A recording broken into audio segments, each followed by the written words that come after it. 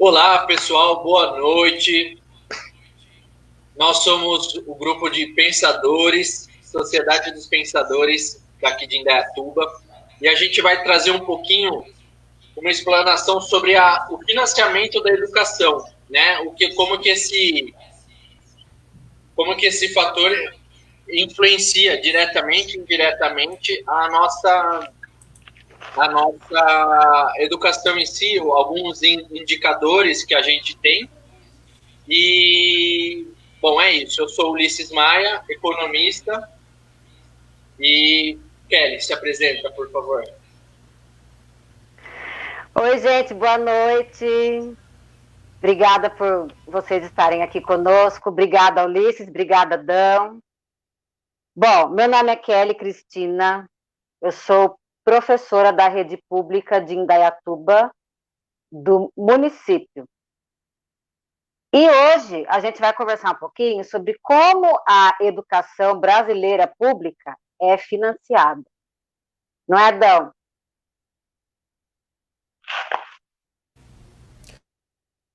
Boa noite, Ulisses. Boa noite, Kelly. Boa noite, pessoal que está nos assistindo. É isso aí, vamos discutir esse tema que é tão interessante. Eu sou membro do Partido dos Trabalhadores e estou aqui para contribuir com esse debate. Sou membro também da Sociedade dos Pensadores. Vamos ouvir a Kelly no que ela tem a nos expor aí sobre os números que são confiáveis na educação. E vamos debater sobre isso ao redor dessa uma hora e pouquinho. É isso aí. Vamos que vamos. Vamos lá, gente. Vamos começar a nossa conversa. Primeiro, eu quero fazer um breve histórico do financiamento da nossa educação pública. Ela teve 3 períodos. O primeiro período aconteceu na educação jesuítica, que foi de 1549 até 1759. Foi nesse período. E como que ela era financiada? Ela era financiada a partir do trabalho escravo que os jesuítas faziam para com os índios, tá? Então, ele era num sistema de autofinanciamento.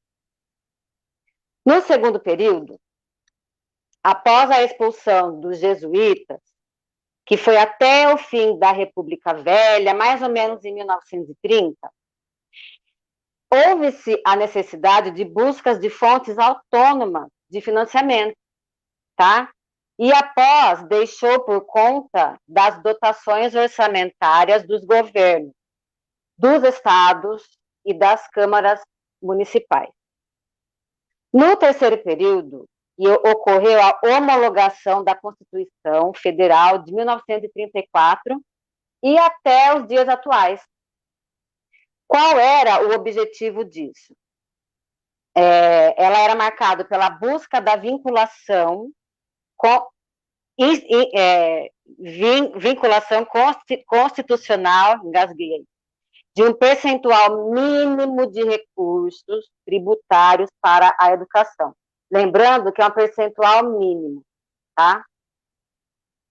Bom, hoje nós temos o Fundeb, que é o Fundo de Desenvolvimento e Manutenção da Educação Básica, tá? Esse fundo, ele veio junto com algumas reformas que teve na LDB 9394 de 96, ele foi feito em 2007, com algumas modificações. Mas antes do Fundeb, nós tivemos o Fundef. Qual é a diferença? No Fundef, ele não incluía o ensino infantil, educação infantil e as creches e a educação de jovens e adultos. Ele não incluía no Fundef. O Fundeb veio para regulamentar isso. A partir de 2007, incluiu-se a educação de jovens e adultos como educação básica, a educação infantil e as creches, tá? Aí a educação básica começou a ser da creche até o ensino médio. Então, da creche até o ensino médio, o Fundeb se responsabiliza por financiar as escolas públicas, tá? Bom,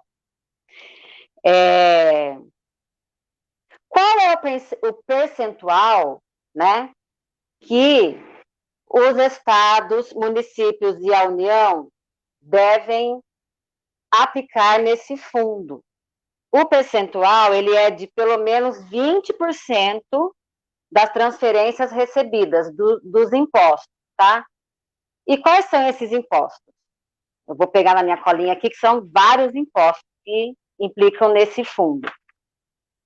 Bom, nós temos o Fundo de Participação dos Municípios, nós temos o Fundo de Participação dos Estados, o ICMS, que é o Imposto sobre Circulação de Mercadorias e Serviços, nós temos o IPI, nós temos também um imposto que é proporcional às exportações, que é o IPLEC-P. Aí nós temos também o IPVA, que faz parte desse fundo. Nós temos o ITCMD, que é aquele imposto causa-morte, que é mais conhecido por esse nome, né? Nós temos também a desoneração das exportações. E também 50% do imposto territorial rural devido aos municípios, tá? Vale lembrar que essas receitas, que também incluem dívidas ativas, que tem juros, que tem multa, tudo isso também vai para o Fundeb, tá? Mas não é 100%, é 20% da receita que vai para esse fundo. Bom, para que serve esse fundo, o Fundeb? Ele serve para pagar os profissionais que trabalham na educação, isso inclui professores, a equipe gestora, né? Secretários de escola, oficiais de escola, inspetores de alunos. Então, todos os trabalhadores da educação são pagos com esse dinheiro do Fundeb. E também a manutenção das escolas. Manutenção no sentido do prédio da escola, né? Se por acaso quebra alguma coisa, é com esse dinheiro desse fundo que é consertado, né? Pintura, construção de escolas, material de aluno, tá? Caderno, lápis, borracha, livro, tudo isso, gente. Então, o Fundeb, ele é um fundo muito importante, porque ele não implica só em salário de professor. E eu quero deixar uma coisa muito bem explícita aqui. Quando o professor fala de fazer paralisação e greve, ele não está lutando pelo seu salário, ele está lutando pela qualidade da educação em si, que inclui tudo isso que eu falei, inclui a construção das escolas, a manutenção das escolas, que nós sabemos, principalmente as escolas estaduais, a manutenção é bem precária. Também por conta da burocratização, que é imensa, né? Que a gente sabe que ela é falha e ela é imensa. Então, esse fundo, ele inclui tudo isso, tá? Bom, então vamos lá.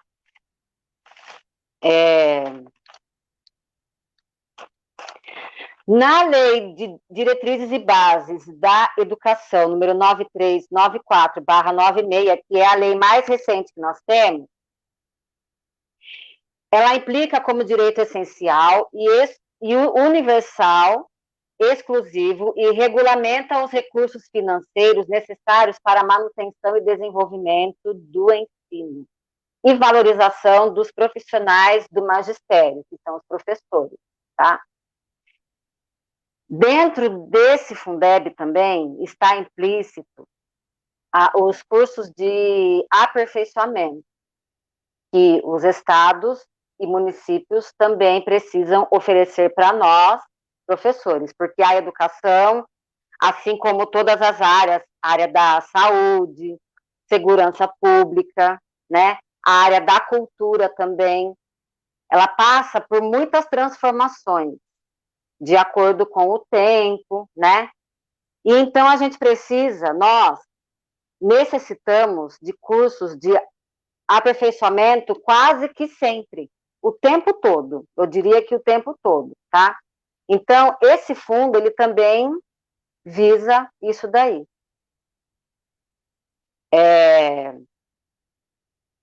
Bom, quanto que é o valor por aluno do Fundeb, tá? E como que é feito isso? Todo ano, ao final do ano, é feito um censo escolar. Todo ano em todas as escolas, tá? A escola, por exemplo, a escola da prefeitura, ela faz o censo, todas as escolas fazem o censo, e esse censo é enviado para a Secretaria da Educação Municipal, tá? E a partir desse censo, que é computado a verba para o ano seguinte, para o ano letivo seguinte. É claro que tem uma variação para mais ou para menos, porque a gente tem que levar em consideração alunos que vão para a escola particular, né? Alunos que vão ingressar nas creches, educação infantil. Então, esse fundo, ele é feito um cálculo, né? Mais ou para menos, porque tem essas transições aí nesse meio caminho andado, tá? Bom, o financiamento ele é feito por aluno. Atualmente, segundo o censo de 2019, o custo para o aluno em 2020 está previsto pela portaria ministerial número 4, de 27 de dezembro de 2019, tá?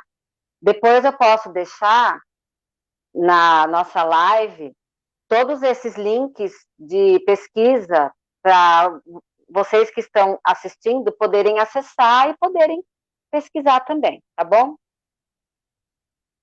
O custo seria de R$ 3.643,16 ao ano.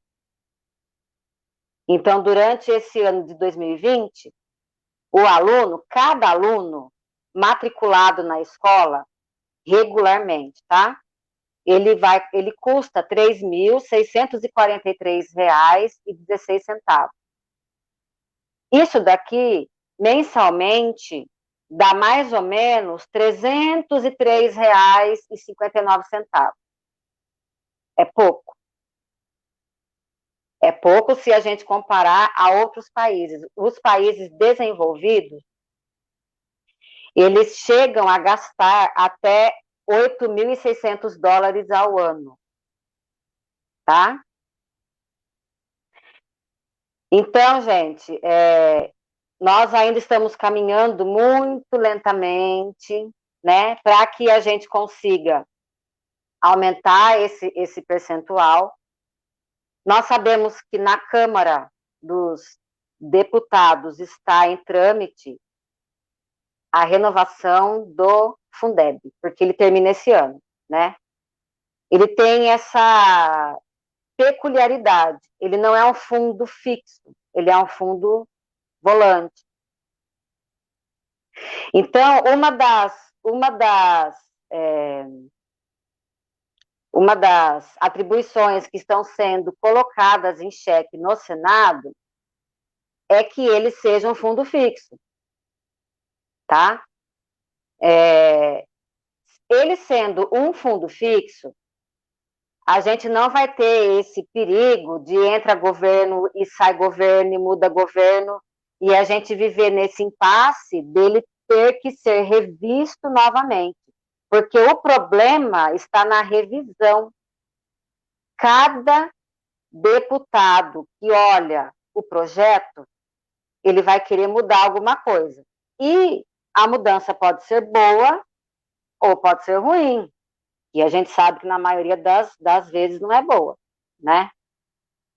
Então, essa é uma questão que está sendo muito discutida entre os senadores, né? E a gente espera eu espero com certeza realmente que esse fundo seja um fundo fixo, tá? Ulisses, você tem algum dado aí que você possa acrescentar com a gente? Compartilhar com a gente? Kelly, eu acho que você já deu bastante dados para a gente trabalhar, né? Eu tenho até dado algumas coisas relacionadas ao município de Indaiatuba, mas eu acho que você explanou tanto com relação às regras e às condições que eu acho que é importante a gente começar o debate, pelo menos tratando disso, né? Por exemplo, quando você fala que a educação esse fundo é baseado basicamente numa cota dos impostos que a gente recebe, né, 20% do IPI e ICMS, como você disse, a gente vê o quanto, na verdade, a gente está... Que apenas 20%, né, daqueles impostos que a gente paga realmente é derivado para a educação. Porque às vezes a gente acha que a gente paga muito imposto e quando você olha aquele número bruto do impostômetro que o pessoal coloca lá em São Paulo, né, para falar quantos trilhões a gente já pagou em imposto, parece um número grande. A gente assusta, né? E realmente é um número grande. O problema é que ele é mal distribuído. Por isso que parece que muita gente paga muito e pouca gente paga pouco. Infelizmente. Exatamente. E quando a gente coloca lá, né, que aí desse Fundeb, aí ele vai 60% para pagar professor e 40% para essas manutenções. Mas esse 60% para pagar professor, a gente vê o quanto, na verdade, por exemplo, quando a gente pega a média salarial dos professores, vamos pegar de Indaiatuba, por exemplo, né? E você já fez esse estudo, né, Ulisses? Exato, a gente já fez esse estudo, pelo menos está na ponta da língua. Esse estudo foi feito em 2017, fazendo um comparativo com os salários da rede municipal com outros profissionais que tinham um ensino superior completo. E a gente percebeu o que quando a gente fez esse estudo? Que basicamente a diferença salarial de entrada na rede municipal, você ganhava 15% a menos do que qualquer outro profissional que tivesse o curso superior completo. E aí a justificativa para não aumentar era que, na verdade, pela maioria ser a maioria dos gastos da educação ser com professores, à medida que você expandisse demais o gasto, você não ia ter dinheiro para fazer todo o pagamento. E os professores, essa é a pior, né? Que se você pagasse mais os professores, não compensaria, porque na verdade eles já estavam eles já eram os mais bem pagos no final da sua carreira. Mas quando a gente faz esse comparativo, né? A gente pega um outro profissional, vamos supor um arquiteto, alguma coisa assim. O profissional, ele começa ganhando 15% a menos e tem uma média assim para cumprir todas as casinhas no plano de carreira, ele tem 12, enquanto o professor tem 42. Então, assim, começa ganhando 15% a menos, termina ganhando 3% a mais. Então, assim... Olha que diferença, né? Exato. Então, a gente vê que, na verdade, 60% aqui não é o suficiente, infelizmente. Não. Né? Não que o todo, porque a gente sabe as condições das escolas, né? Ainda bem que Indaiatuba não tem nada nesse sentido, mas a gente vê muita escola nesse Brasilzão afora que tem goteira dentro de sala de aula, que falta cadeira, que falta mesa. Então, assim, a gente vê que esse fundo, pelo menos, nem chega perto de ser a fonte dos nossos problemas ou que mereça ser, de alguma forma, cortado por essa política aí que é quanto menos pessoas na escola ou menos pessoas com notas boas e tendo uma educação de qualidade, quer, né? E porque...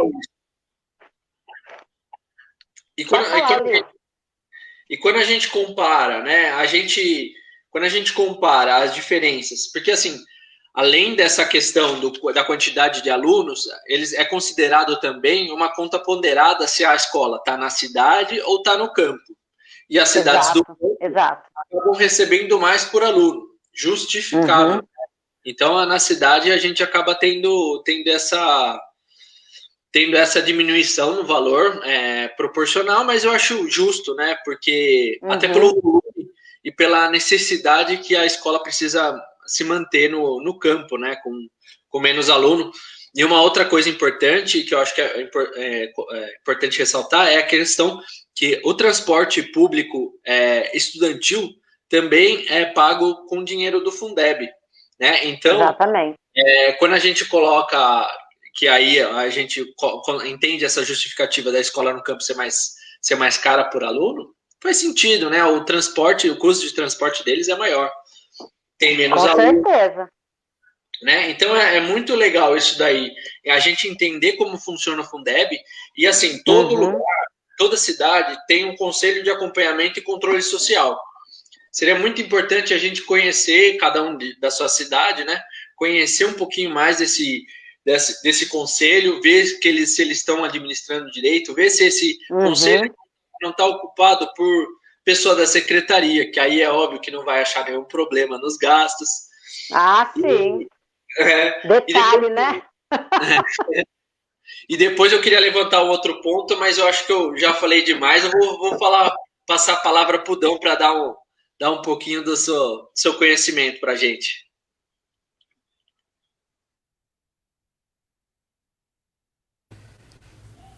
Pois é, Ulisses. Eu na verdade, não sou educador. Eu vejo que a Kelly é matreira já no campo da educação. Eu milito noutra área. Mas eu costumo querer fazer comparativos, né? E a gente compara sempre com a Coreia do Sul, que era um país quase que rudimentar tempos atrás e conseguiu bons avanços na educação. Então o parâmetro é mais ou menos esse, né? Eu acho que realmente o que é investido por aluno aqui ainda está aquém. Era muito baixo anteriormente, mas eu acho que o país tem que priorizar realmente um orçamento maior para a educação, para suprir essas demandas que tem em todas as modalidades, tanto na base como no ensino superior também. Foi-se dado uma ênfase um pouco ao ensino superior, mas eu acho que tinha que ser melhor distribuído também pela base, para que nossos alunos tivessem esse respaldo financeiro para essa cobertura. E agora me preocupa realmente é o que vai vir agora nessa estruturação do que vai vir depois do Fundeb agora em 2020, que ele encerra no último dia de 2020, né? E vai vir outro programa, ou mesmo um programa reformulado. Me preocupa muito com a situação atual do país, que uma baixa de arrecadação, com não comprometimento com a educação que o governo atual está tendo. Eu fico preocupado em se fazer essa discussão num momento tão pobre, tão baixo, né, tão baixo de discussão nesse momento. A verdade é essa. É verdade. Mas é isso mais ou menos que eu ia falar por enquanto. Pode ser que eu fale mais depois, mas agora é mais ou menos isso. Mas, não, isso daí que você falou, eu acho perfeito, porque assim, está em trâmite ainda essa lei.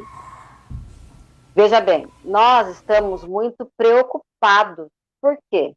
Porque essa lei, ela precisa ser aprovada o quanto antes. para que ela comece a valer o ano que vem. Já em janeiro de 2021 já tem que estar com essa lei perfeita, valendo, porque senão a gente vai ter comprometimentos nos gastos, no repasse, e a educação vai cair mais ainda, né? Porque se a gente pegar esse percentual ao mês aqui de R$ 303,59 por mês, por aluno, é pouco. Porque isso daqui está incluído gasto com tudo, com material escolar, né? Salário de todos os funcionários que trabalham numa escola que a gente sabe que não são poucos, são muitos funcionários, né? E quando a gente fala em material, a gente precisa pensar numa coisa bem importante. Nós temos muitos alunos que não têm condições nenhuma de comprar um lápis, né? Apesar desse dinheiro, desse material ser para todos os alunos, ele é universal, tá? Então, assim, quem financia somos nós. Eu digo sempre a seguinte frase, eu não acho errado nós pagarmos impostos, eu não acho errado, porque a gente viu nessa época de pandemia o quanto que o Sistema Único de Saúde é importante, né? E nós sabemos que nos Estados Unidos, por exemplo, é tudo particular. E o tratamento de Covid lá é um absurdo. Eu nem faço ideia de quantos $1.000 seja. Mas, assim, a gente tem que valorizar. E a gente tem que pensar o seguinte, nós temos que cobrar das autoridades, não é do professor, não é dos que trabalham na escola. Nós temos que cobrar das autoridades a distribuição desses recursos. Porque ele tem um destino certo.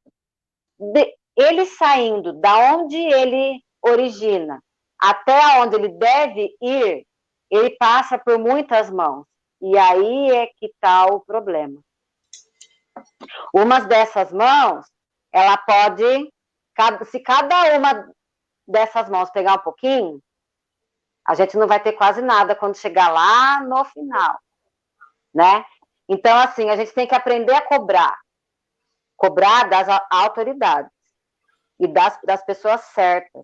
Por exemplo, nós temos que bater em cima agora desse projeto que está para ser votado, que é o Fundeb, que vai valer para o ano que vem, e a gente espera que seja um fundo permanente, né? A gente espera.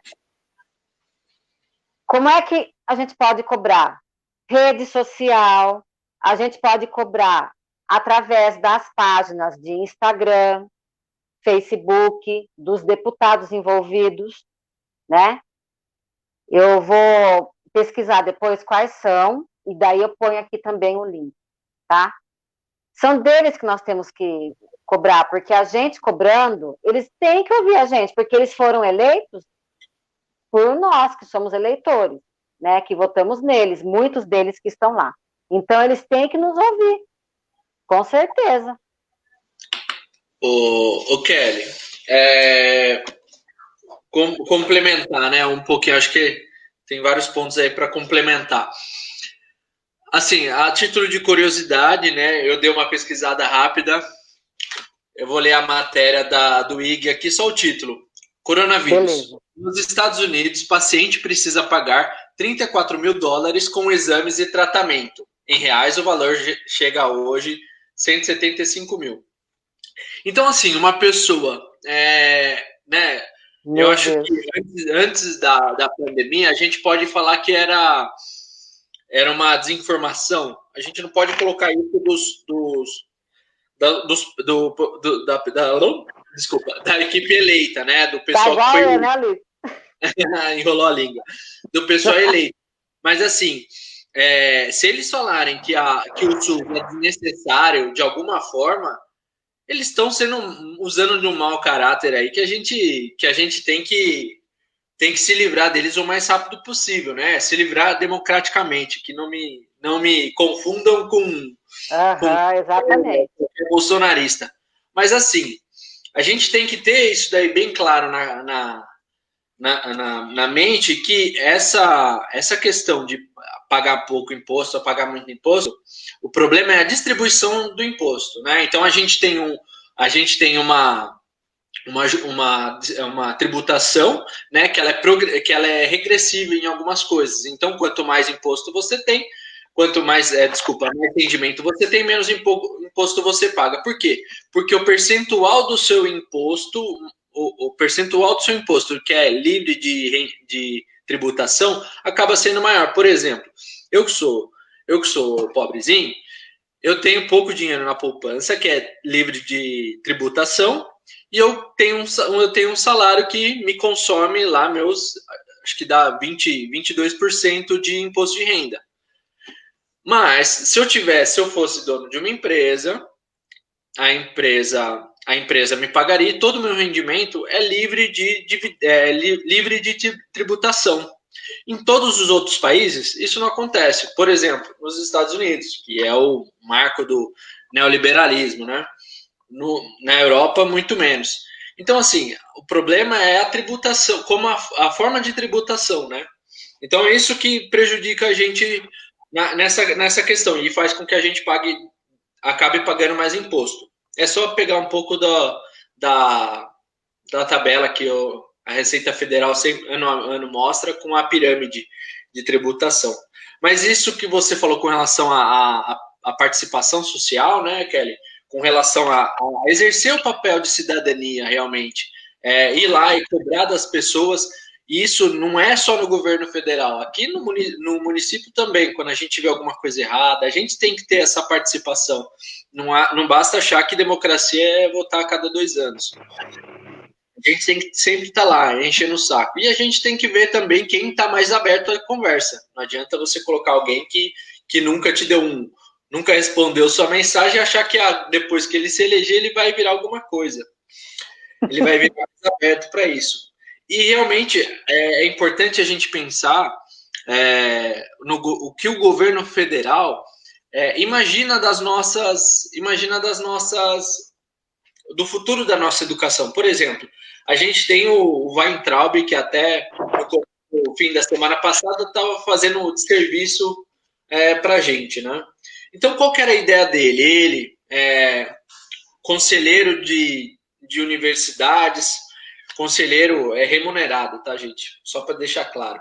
Então, conselheiro remunerado, lobista da educação superior. O que ele queria? Ele queria basicamente privatizar as escolas, né? Então, a ideia é a seguinte: você prejudica, deixa ela sucateada, e aí você fala assim, não, vamos privatizar que o ensino vai ficar melhor.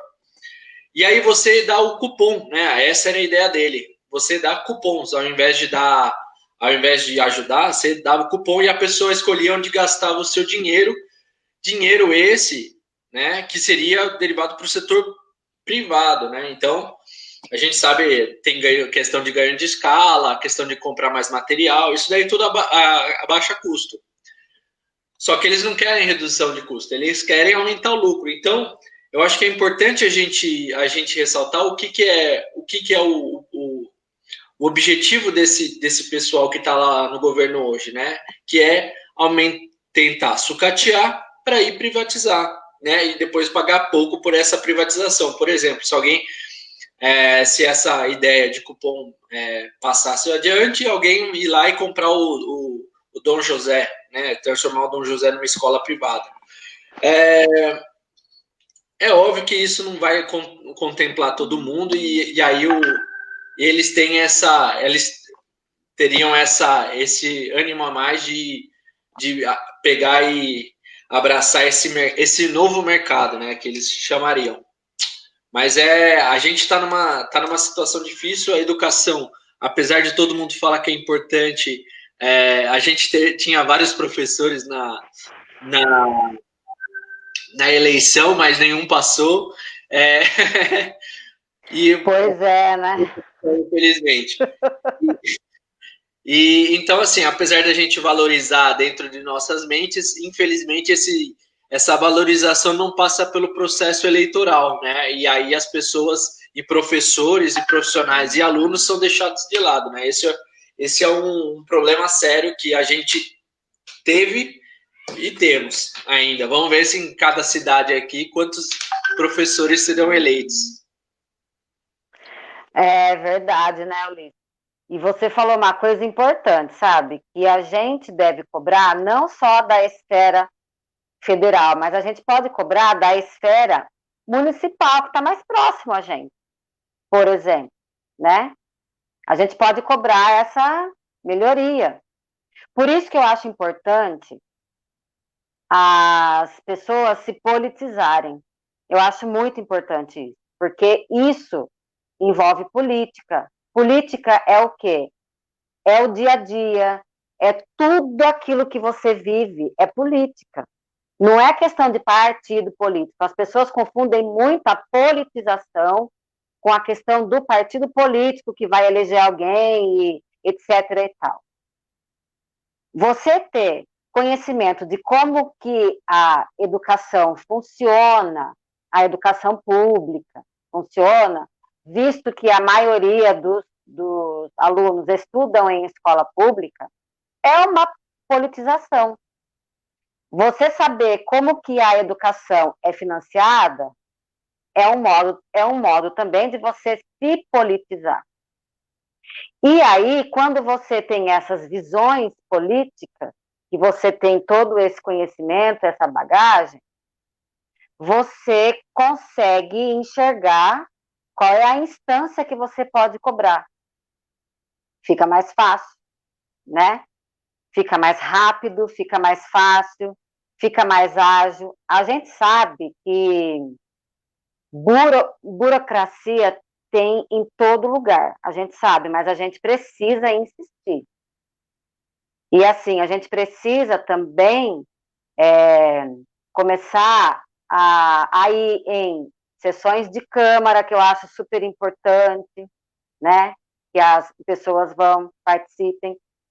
Então, eu acho que essa questão da educação, a gente também não pode deixar passar em branco. Quando é época de eleição, as propostas que os candidatos têm, as experiências no setor educacional que eles têm, é muito importante, porque tudo isso implica na nossa vida dali 4 anos, né? Ou se a pessoa for reeleita, 8.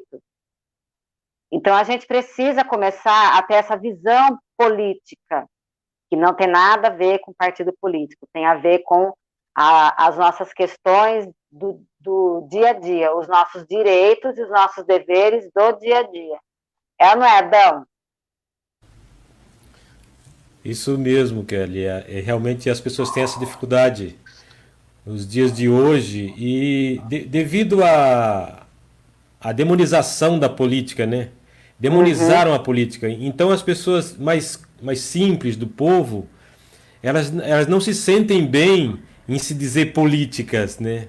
Quando elas encaram esse termo, elas acham super pejorativo ser político, enquanto que é exatamente o contrário. A gente tem que ser animal político na sociedade, porque se a gente não for político e defender os interesses que a gente acha correto, que são corretos socialmente falando, quem vai defender, né? E os sábios falam, né? Os mais sábios falam que se você acha a política um lugar deplorável, então se quem está lá é deplorável e você acha que tem valores, então que tal você substituir esses que estão lá, né? Então você próprio se achando valorizado politicamente falando, tem que ocupar os espaços políticos, porque em política não existe lugar vazio, né? É sempre ocupado por alguém. E se alguém, de pessoa comprometida, deixar o espaço vazio, ela vai ser ocupada por um medíocre, por um salafrário, por um ladrão. E a política realmente se você for medir o espaço quadrado da política, é onde tem mais gente desonesta. Isso é verdade, isso é questão batida. Mas por que isso acontece? Porque os espertos, eles se abrigam na política para fazer espertices para o bolso deles, né? Enquanto esses espertos ganham dinheiro para si próprios, os bons, os que pensam na sociedade, não vão para a política porque não se sentem bem junto com aqueles. Mas é justamente o contrário. Você tem que ir para esses espaços para expulsar esses maus elementos da política e fazer política do jeito correto. Política, a gente, desde que o homem se organizou, existe. Né? E cada vez mais tem, e cada vez mais ela é necessária. E cada vez mais é necessário que pessoas que pensam coletivamente entrem na política. Né? Não pode deixar pessoas que pensam no próprio bolso estar lá. Eu queria voltar ao termo do orçamento e dizer que tem uma disparidade grande no orçamento educacional em relação aos alunos. Né? Tem escolas em centros que recebem um valor, mas não é o mesmo valor destinado à escola lá de Manaus, lá da Amazônia, lá do interior da Bahia. Então isso é prejudicial. Isso prejudica a competitividade educacional, não a competitividade dos alunos, mas a competitividade educacional, que a educação que se pode oferecer aqui com um valor determinado, lá com esse valor bem mais alto, não vai conseguir ser oferecida àquele aluno. Né? Outra coisa também é que os profissionais da educação, são subvalorizados muito no Brasil, né? Se você for fazer uma pesquisa, as pessoas, o cidadão comum, vai fazer uma pesquisa hoje em dia, ele fica falando que no Japão o professor é valorizado, não sei aonde é valorizado, na Coreia, mas você vai falar com esse mesmo cidadão e ele acha que tem que estar na frente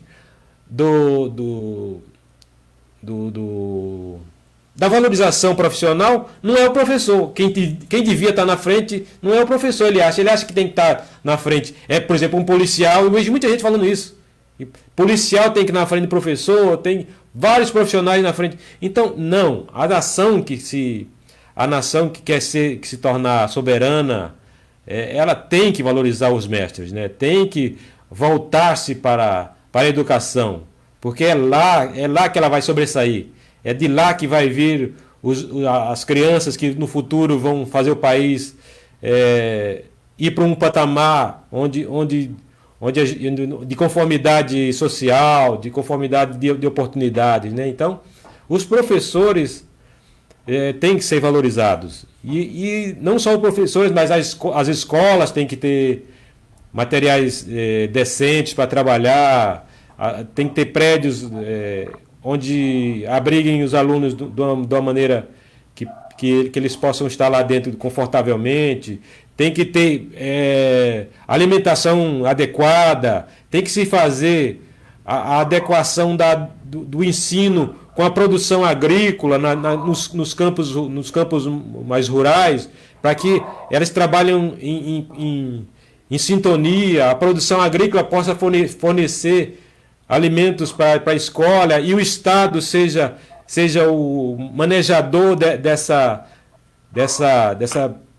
mistura, né? Então, é assim que tem que funcionar. E parar de valorizar outros profissionais na frente do professor. O professor tem que estar na frente, são os mestres, é o que vai fazer o país realmente andar.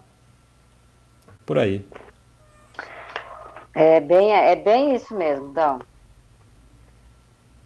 Bom, deixa eu ver aqui. Você sabe que eu concordo com grande parte, né? Mas acho que você entendeu errado, porque lá dependendo aonde que a localidade, ela na verdade é maior. Então nos grandes centros é mais baixo do que em centros mais afastados. Não, isso eu entendi. Eu entendi que você falou. Mas isso em se tratando de um espaço de cidade. E dentro da própria cidade eu acho que isso acontece realmente. Igual aqui isso acontece, eu sei que acontece. Mas a disparidade em relação ao que, ao que acontece em outros estados da federação, se você for pegar os números que é aplicado por aluno aqui e com o que é aplicado por aluno lá, não digo que é aplicado. O que manda, o orçamento manda igual, né? Ele manda igual. Isso. Mas o que chega, isso, o que chega, o que chega a esse aluno lá é muito pequeno, muito inferior. Porque se não fosse assim, as escolas que nos centros pobres, elas seriam escolas, não seriam escolas rudimentares, igual a gente tem visto. E hoje em dia ainda tem muita escola rudimentar no nosso país, né? Sim. Tem. Então isso é uma prova. É uma prova clara do que o orçamento não está chegando lá devidamente. Pode ser que esse orçamento está sendo no papel, sendo falado que está indo destinado a essa escola determinado valor, mais do que o valor que mandou a escola na cidade. Mas ele não está chegando lá. Alguma coisa no caminho está impedindo que o orçamento chegue lá e ele faça o papel de orçamento para que aquela escola seja subsidiada com esses valores. Dão, a gente vê mesmo por aí, principalmente nos estados de Piauí, Amazonas, Acre, Roraima, né? A gente vê que tem escolas muito precárias. E é exatamente isso que você falou. O orçamento é o mesmo, que nem esse valor aqui, ele é válido para o Brasil todo. O problema é o meio do caminho que o recurso faz até chegar no seu destino. Alguma coisa nesse meio acontece, né? E é por isso que as pessoas precisam aprender a cobrar das autoridades o destino dessa verba, cobrar aonde é que está sendo gasto, né? Tem uma parte lá do site do MEC que todas as pessoas podem acessar para ver o tanto de recurso que foi passado mês a mês. Também tem o portal da transparência, que as pessoas também podem acessar e podem estar vendo, né? Quanto de recurso que foi, né, para cada estado, para cada cidade. Então, é assim, é uma questão da população se juntar, pegar todas essas informações e pensar, não, peraí, eu pago imposto o ano todo, eu pago imposto o tempo todo, e eu preciso ver para onde é que está indo esse dinheiro, se ele está sendo bem aplicado. O problema é a aplicação do recurso, né? Não é o recurso em si, tá? A gente sabe que esse valor aqui é baixo. Eu digo para vocês que é baixo. Mas, sendo ele baixo ou alto, a gente tem que cobrar. E é isso que não acontece. E quando se cobra, é importante ressaltar que alguns governadores mandam a polícia bater nos professores. Exato, né, Ulisses? Tem isso, né? Então. Exatamente isso. Lembra isso também. Aqui em Indaiatuba, né? Nós três somos de Indaiatuba. A gente não tem isso, né? Mas porque não se tem as manifestações que tem em São Paulo, né? Até pela maioria dos problemas aqui serem nas escolas estaduais. Mas a gente tem que ficar com a pulga atrás da orelha até que ponto, né? Se a gente fizesse alguma questão aqui, até que ponto que a gente não ia apanhar também, né? Pois é, né? Você viu lá na Leste, né? Como é que foi, né? Então. É que aqui a gente, infelizmente ou felizmente, né? Acho que, na verdade, infelizmente, porque eu acho que eu gosto bastante de manifestação. Manifestação significa participação. Participação é excelente para a democracia. Exatamente. Sendo positiva, uma manifestação positiva, ou seja, uma manifestação negativa, né? Ao governo, a qualquer pauta, né? Mas é isso, né? Esse fim do Fundeb, pode prejudicar muito a educação nacional, né? E se não for trabalhado, né, se não for revisto, a gente está em muito maus lençóis, né? Porque os investimentos, aqueles 20% do IPI, do ICMS, vão parar de vir para a educação. E o que vai acontecer com as finanças municipais? Elas basicamente vão perder esse auxílio que eles têm do governo estadual e federal para bancar os seus custos, né, do dia a dia.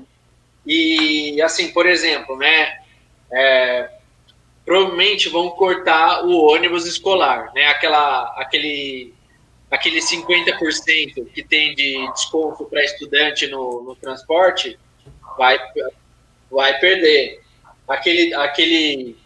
Aquela merenda que já não é muito boa, né? A gente tem o caso da farinata pelo Dória. A gente perde de novo a qualidade. Na verdade, dificilmente nas cidades a gente tem uma agricultura familiar, que é aquela regra lá de 50% das merendas tem que ser da merenda do produzido pela agricultura familiar. A gente vai perder isso daí, ou seja, vai piorar a qualidade dos alimentos que as merendeiras têm para fazer, sem falar na terceirização que já está bombando. Já acontece, né? Exatamente, no processo de limpeza, na manutenção das escolas, vai sucatear ainda mais a escola, vai sucatear ainda mais o ensino, porque também vai piorar com certeza o material, porque é impossível pensar que eles vão manter o mesmo nível de qualidade sem ter o mesmo nível de receita. Com certeza. A cadeia, o efeito dominó dessa medida na verdade, do isolamento do Fundeb tende a ser catastrófico aqui em Indaiatuba e em todo o Brasil, né? Ó, eu pesquisei aqui as PECs que estão em trâmite hoje, atualmente, tá? Para o Fundeb, para a renovação. Então, nós temos aqui, ó, primeiro, que seja um fundo permanente, né? Pelo menos, pelo que eu pesquisei, a maioria dos congressistas acham que isso daí deve acontecer mesmo, que seja um fundo permanente.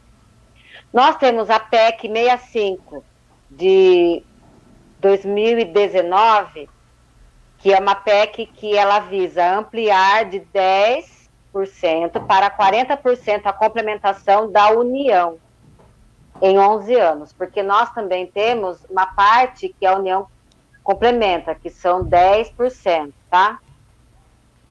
Então, assim, ó, em 11 anos chegaria a 40%, mas aí pararia por aí. Aí nós temos uma outra PEC, que é a PEC 33 de 2019, que implica na complementação de 30% da União em 3 anos, tá? E para por aí também. 30% parou. E nós temos também uma PEC 1515, que visa a complementação de 15% no primeiro ano, né? Que seria em 2021, progredindo até chegar a 30% em 10 anos e pararia por aí também. Aí... E esse último, pode repetir? Eu não entendi. Esse último é a PEC 1515, que visa complementação da União de 15%, hoje ela é de 10%, mas seria de 15% no primeiro ano de vigência, progredindo até chegar a 30% em 10 anos. Mas também pararia por aí.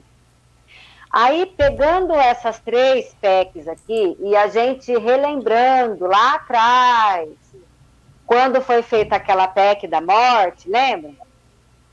Aquela PEC do congelamento de gastos com saúde, com educação, enfim, né?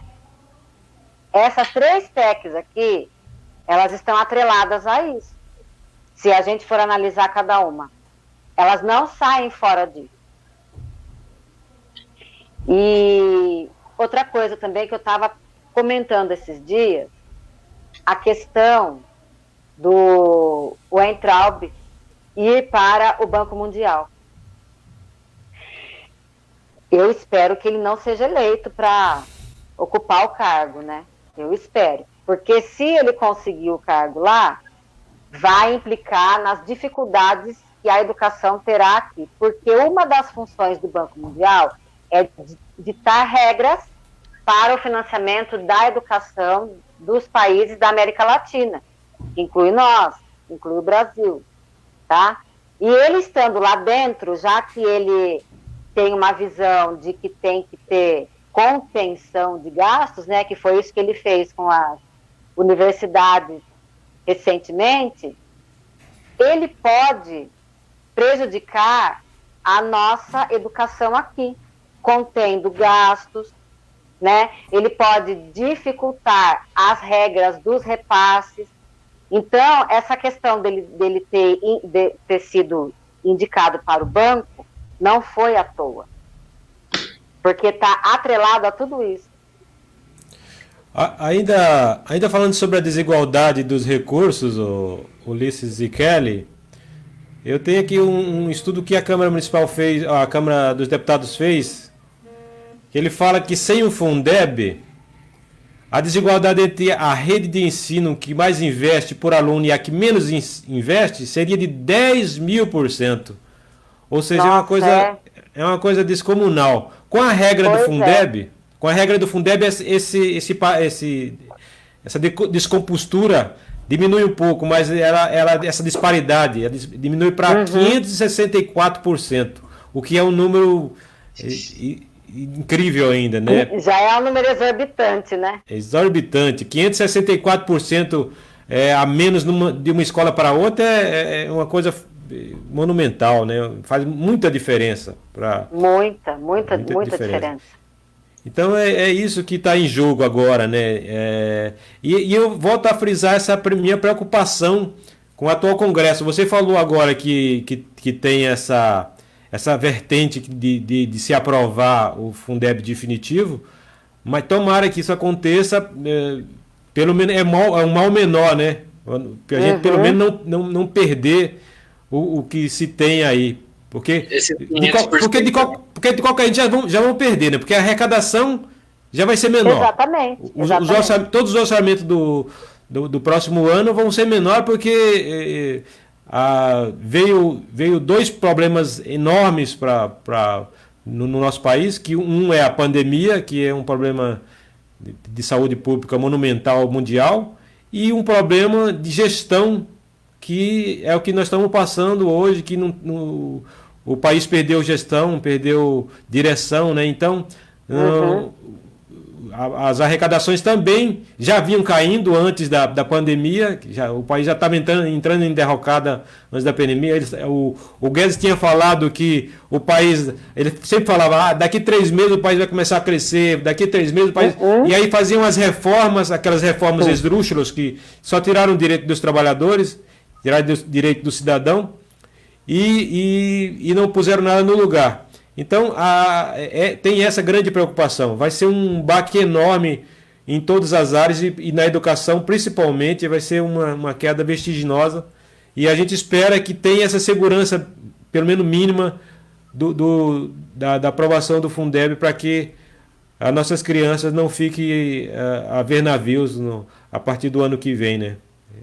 É terrível. Nós estamos atravessando um período realmente que era um período que a gente precisava de uma coalizão social muito grande e que o Estado, o governo, tivesse essa magnitude de fazer essa liga social para a gente atravessar esses momentos terríveis sem tantas percas, né? Sem perder tanto vidas como orçamento e poder e qualidade, né? Mas realmente nós tivemos um azar terrível, um azar não, né? nosso cidadão foi ludibriado nesses anos todos pelo poder midiático de que o que estava não prestava e o que viria, que ninguém sabia o que era, seria melhor. Não foi. Realmente o poeta Tiririca, ele falava que a pior que tá não fica, mas ele realmente redondamente errado. Errou feio e ficou muito pior. Piorar, né? Ficou muito pior do que em tudo. Não foi só em um setor ou dois, não. Foi no geral, na educação, na cultura, na saúde, na segurança, que eles falavam que a segurança seria os olhos deles, que seriam dar jeito na segurança pública. A segurança também a gente está vendo que não deu jeito, a violência policial continua aí a olhos vistos, né? Então, foi o pior momento para o pior governo. Foi uma junção triste para nós. E o povo brasileiro tem que tirar lição disso, porque se a gente não tirar lição disso, realmente estamos fadados a ser uma republiqueta e nunca mais sair do zero. Eu acredito que o povo brasileiro saia dessa melhor do que entrou. Veja no futuro bem próximo a gente consiga dar a volta por cima e engatar uma marcha para cima para o nosso país decolar realmente e voltar pelo menos a ser o que era há tempos atrás, há uns dias atrás aí. E tem um detalhe, tá, gente? A aprovação dessa PEC, ela precisa ser no máximo até final de agosto, começo de setembro, porque a gente sabe como é. Primeiro, vai para a Câmara, depois para o Senado, né? Nesse meio tempo aí, pode-se haver alguma mudança, né? Então, assim, impreterivelmente, essa lei ela tem que ser aprovada até no máximo início de setembro, porque senão corre o risco do financiamento ficar todo para a União. E aí, gente, aí a educação vai por ladeira abaixo cada vez mais. Aí bota dinheiro na milícia, Kelly. Bota dinheiro na milícia. Gente, tá muito legal o papo, mas já tá dando 1 hora da nossa conversa. Acho que considerações finais. Quer começar, Adão? Começo. Eu gostei muito dessa live de hoje, a Kelly com seus conhecimentos aí, com o seu orçamento. Kelly, eu quero dizer aqui que gosto muito dos seus textos, escreva mais aí pra gente ler. Obrigada, Adão. Você estava fora do Facebook, voltou Tava. Por motivo de força maior, 1 hora de ponto. Eu que sou paupérrimo nos textos, eu gosto de ver o texto das pessoas. É legal ver as pessoas escrevendo. Eu tenho uma inveja terrível do que as pessoas. Escrevo paupérrimamente. Mas é isso aí, gente. Muito obrigado pela oportunidade de estarmos juntos novamente. E as pessoas que estão em casa vendo, espero que tenham se sentido, de certa forma, agraciados com as conversas que nós tivemos aqui hoje. É isso, muito obrigado, até a próxima, nós estamos aí de volta. Abração. Quer falar aí? Pode? Bom, eu quero agradecer vocês de coração, Ulisses, o Dão, por estarem aqui comigo, tá? Conosco, com as pessoas que estão em casa vendo, assistindo. Agradecer a todos que nos assistiram, tá? Eu espero que eu tenha sanado algumas dúvidas. Essa questão do Fundeb, ela é muito complexa, ela é muito detalhada. Então, assim, tem muita coisa que eu ainda não sei, que eu preciso estudar sobre o assunto, mas eu gostei muito desse nosso papo de hoje. Foi um papo maravilhoso. E Me aguardem para a próxima live, que será segunda-feira, gente, é isso? Segunda-feira. Toda Segunda, segunda-feira né? estaremos Todo aqui. mundo convidado. Então, eu quero deixar um beijo para todos vocês, um beijo para o Ulisses, para o Dão, e obrigada pela presença. Muito obrigada. Bom, a gente fica por aqui. Agradecer a Adriana Barbosa, Maria Lúcia, Silmara Startorello, Simone William, Marcelo Antunes, Tati Sigrist, pela atenção, né, por ter participado desse papo. Alguns comentários aqui do Marcos Navarro, Marcelo Antunes, do Anderson Lima. Muito obrigado. A gente fica por aqui. Obrigado, pessoal, por ter participado e por ter sido tão instrutivos nessa live e também com tanta opinião interessante que pelo menos dá para a gente pensar, né? E aí fica a pergunta aí para quem for comentar depois da nossa live, o que você acha que vai acontecer com o Fundeb? Para onde você acha que o governo iria mandar o Fundeb? E para onde você acha que o nosso país iria com essa redução do investimento em educação tão diretamente, né?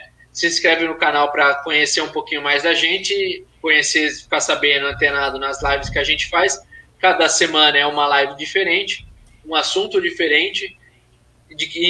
Às quintas-feiras a gente procura sempre trazer um convidado fora da Sociedade dos Pensadores para tentar trazer um pouquinho mais do que acontece no mundo ao nosso redor, né? São lives completamente diferentes uma das outras, então é sempre bom se manter antenado para ficar atualizado sobre os mais diversos assuntos. Muito obrigado de novo pela sua presença, curtida e comentário. Até mais, pessoal. Uma boa noite para todo mundo. Boa noite, beijo. Boa noite.